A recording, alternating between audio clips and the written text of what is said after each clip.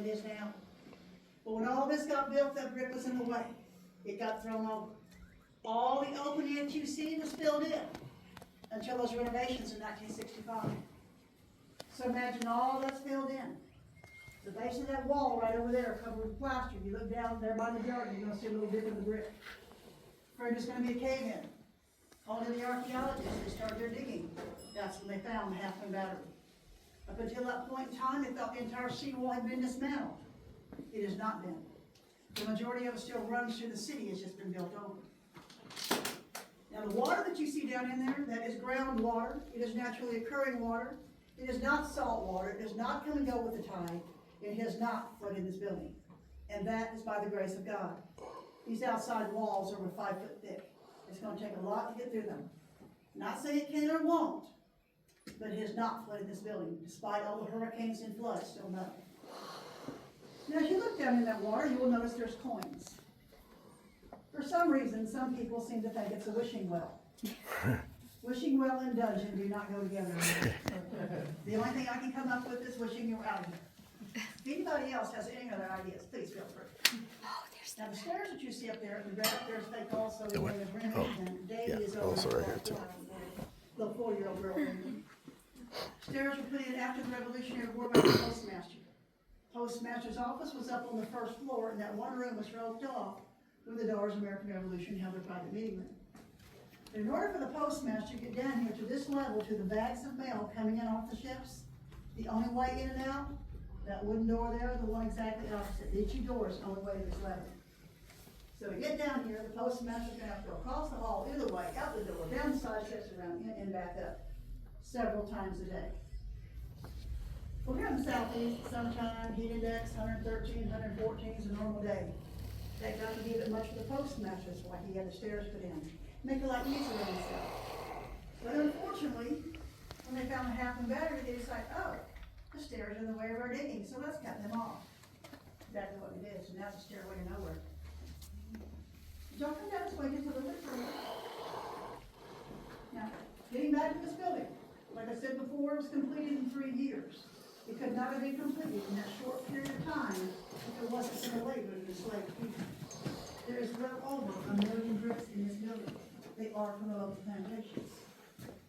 3 major exports during that time. Number 1, good old Carolina Gold rice. It's called Carolina Gold because of the gold husk, and it was the major money-making export. Number 2 is indigo, beautiful blue dye, very popular in Europe. Number 3, cotton. When it was called Sea Island cotton. It was a longer strand of cotton, easier to get the seed off going out on the islands. It was also very expensive.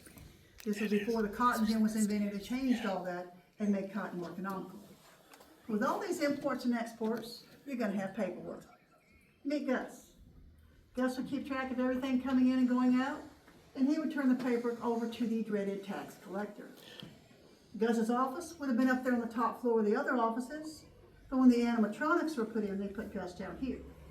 That's because they used to have weddings, receptions, and different special events in the Great Hall. And not all the characters you see down here were animatronics, just a few. Gus used to talk. Gus does not talk anymore for 2 reasons.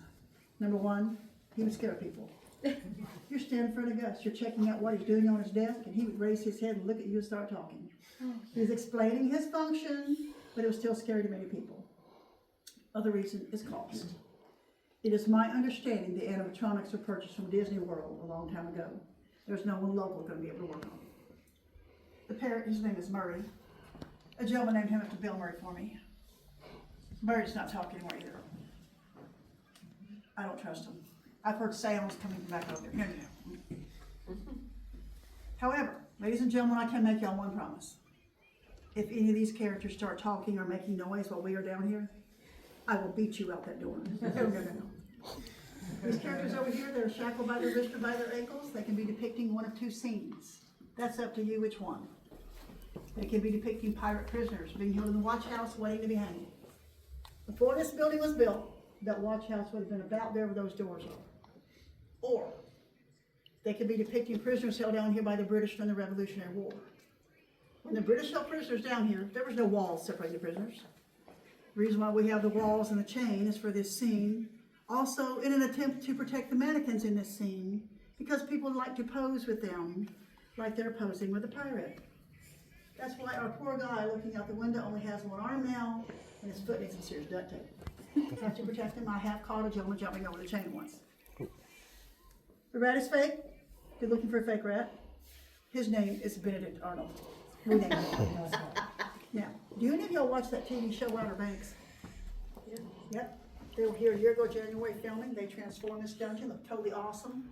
They built this wall, this door, this gate. It had to do with Blackbeard's treasure.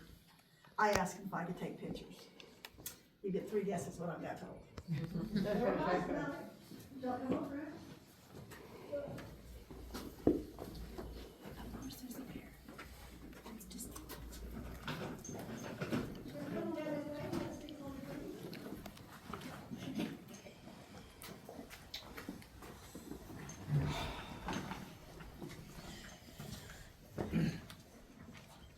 Go ahead.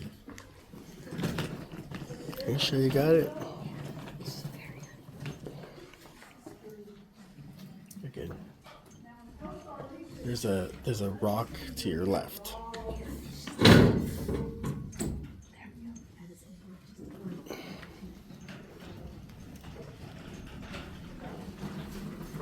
What do y'all think about dancing on this brick floor? Yeah.